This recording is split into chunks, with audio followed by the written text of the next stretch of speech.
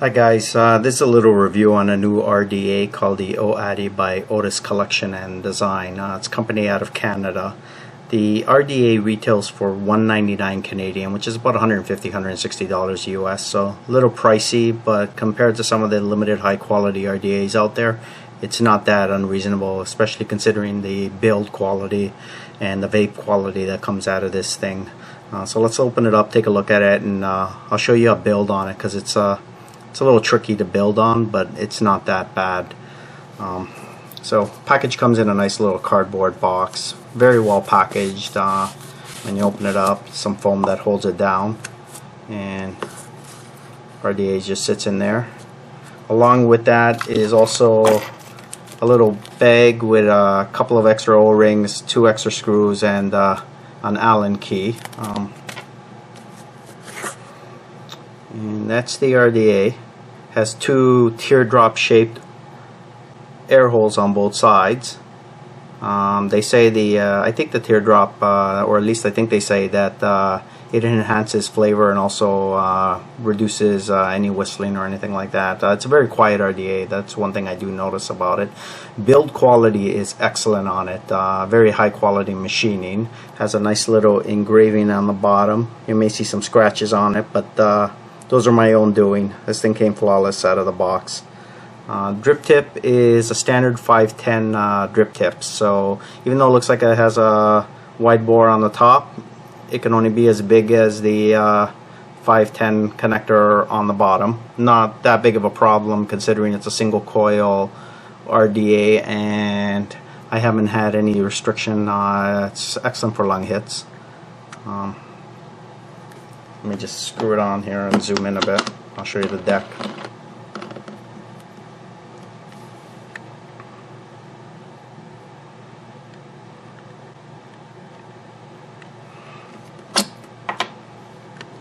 One thing I can say about the O-rings in this thing is they're perfect size. It's not that hard to remove them, yet they don't leak. You'll notice when I pull the cap off there, the O-rings aren't lubed up or anything like that. In fact, I haven't even been lubing up the O-rings on this thing. It just comes off so nicely and gets back on very easily. No issues at all there. It's got a unique deck, so those teardrop air holes that you saw on both sides are extended to the deck itself. These 2 little air hole channels here, and you can see when you put the cap on, you line them up with those air holes. And inside is a positive post, which is gold plated, along with 2 gold plated screws, and underneath the screws are 2 little clamps, which are also gold plated, and the clamps are what make this a little tricky to build on. I don't find it to be that big of an issue. I've done about, now I don't know how many builds, more than 10 builds, and just playing around with it, trying all different types of configurations, find something I like. And one thing I can say about the clamps is no matter what gauge wire you put underneath it, whether it's just straight wire or fuse clapton, you put the wire underneath the clamp, and when you screw it down, it doesn't move your coil around. It just holds it snug really well. So it may be a little tricky to work with, but at the same time it works very well. Now, the manufacturer says one of the easiest ways to build this, at least I agree with this method, and I find it's the easiest, is to remove the screw on the positive post completely along with the clamp. Then loosen up the negative, slide your wire underneath the clamp, reassemble the positive side and tighten it down, and you'll end up with a perfectly centered coil if you just use your tool and just sit it down like something like that. You'll notice between the screws and the air holes there's not a lot of space to play in, but I haven't had any problems putting some large fuse clapton coils in here. It's got enough space, but it is a little tricky because it's a little tight. So I'll show you the clamp as well by removing the screw. So we'll just remove the screw.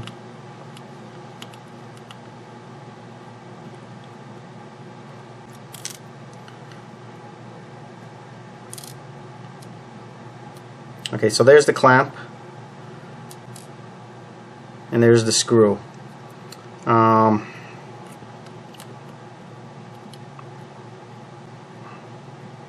we'll loosen up the negative. One thing about the clamp is if you look at the shape, I haven't had any problems having this fall in and sit any way, but because there's two lips here that hold your wire in place, it's really designed to go in, if it's going into this side, basically like that. You know, so the curvature goes on the inside, it matches the design of where it's sitting on. If it could be a little tricky, you have to get it reversed and things like that. I'll try to show you if that happens to me. It does happen sometimes, but like I said, for the amount of times you build to the amount of vague time you get out of it, you know, some people aren't going to like it. I have no issues with it, but it is something to consider.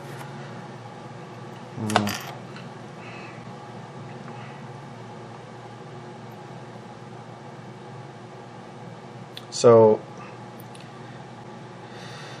this is a 26 gauge wrapped around 3 millimeter 7 times. It gives me roughly about a 1 ohm coil, which I kind of like in this thing, but a lot of people prefer, at least what I've seen, is 5 ohm coil, 0.5 ohm, so it works good. One trick that I find works well on your coil is the side you're going to put into the negative side. Let's see if we can show it here. Can't really zoom in. There it is. Just give it a little angle like that so that you can just slide it under like that under the negative clamp. So we'll try doing that right now. I'll put it back on my tool.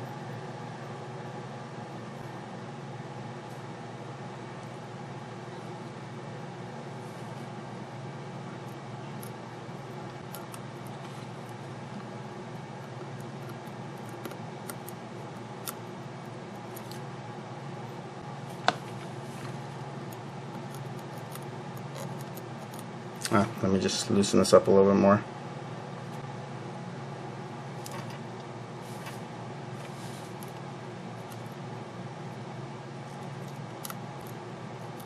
Sorry guys, it's a little hard to work with at the angle. Not as easy making a video on building. There we go. So once I get it under the clamp, I just put it in place like that. Now one thing that I like to do, you may have noticed, is the end on this side I put on the end on this side, and the end on this side of the coil goes to the end on this side. And the reason I do that way is you can see it's just perfectly centered. It just fits perfect. So what I'm going to do is I'm going to screw down the negative post.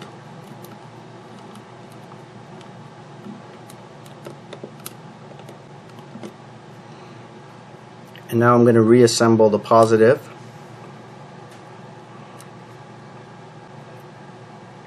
So one comment I have about the Allen key that's included is I wish they would have included something like this. And the reason for it is I find the best way to put the clamp with the screw is to put the clamp on the screw first, hold it with your fingers, and then just screw it down. And it's a lot easier to do with a screwdriver like this than it is with an Allen key. So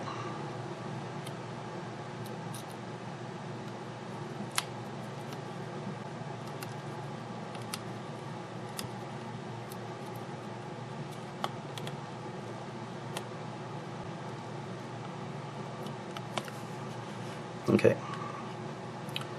so there we are. We got the coil in. It's lined up with the air holes almost perfect. You can raise it or shrink it down a bit. You can turn it slightly, but like I said, since there's not enough space, you don't have a lot of play to work with. But any coil I've put in, if you do it this way, it just lines up so perfect. So we'll cut the leads on it.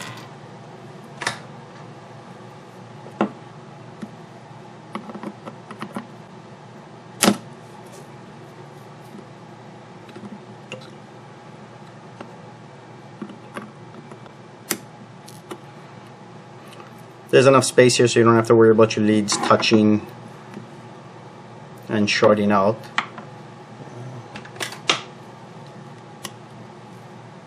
So this came out to, we'll find out in a sec. About an 8 ohm coil, I think. A little bit lower than what I wanted, but that's fine. There we go. Now it's at 1 ohm.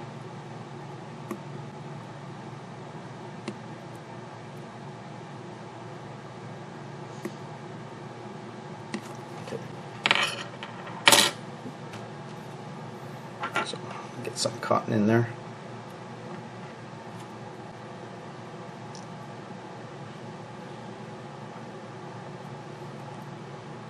Because it is a tight deck, especially if you have large fingers, you may have problems pulling the wick out the other side. You just use tweezers or something like that to just kind of get it through enough so you can pull it out. There we go. Sorry, a little bit out of focus there. Now it has a 6 millimeter deep well. You want to make sure your cotton's touching the bottom, so I'm going to cut it roughly about there.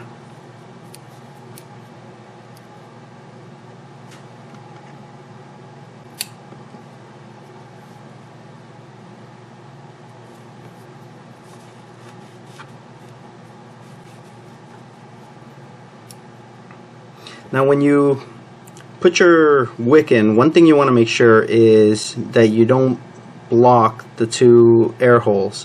What I find the easiest way to do that is I kind of put it towards the air hole when I'm tucking it in, and that puts it in at an angle so it's away from the air hole. You can always readjust it after you get it in. I'll do the same thing on this side.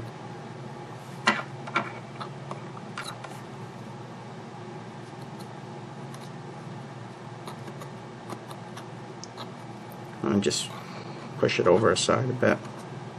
Use my scissors.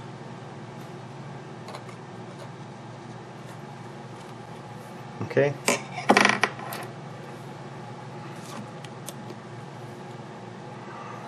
And just get some juice.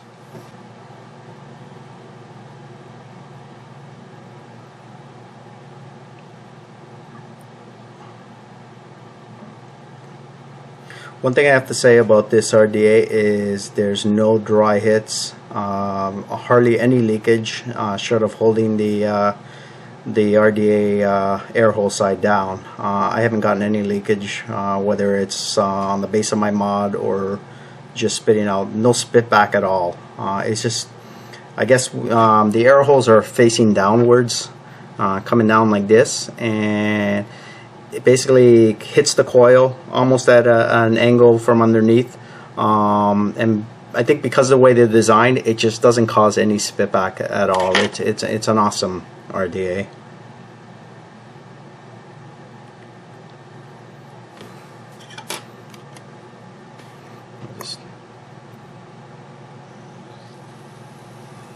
There we go.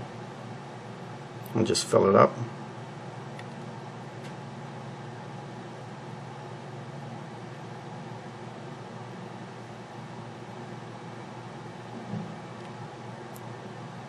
It's a very forgiving RDA. With the 6 millimeter well, most of the times I remove the cap to drip it, but you know, I'm guessing, I haven't tried it, but I think you might actually be able to, if you have a needle nose bottle, get the liquid through the air hole, or what I usually do is I just put it down the 510 connector, but what I find is a couple times I put too much liquid in there, no leakage, no spit back. It just works really well. Put the top on, just unscrew it and zoom up a little bit. And you know, just to show you, I filled in that 6 millimeter well, and just the way it's designed, like if you put it on your mod like this, it's not gonna leak. You know, even almost at an angle like that. Of course, if you put it upside down, or you put it down where the with the air hole down when it's full, it is gonna leak on you. I'll just put on my mod. Give it a try.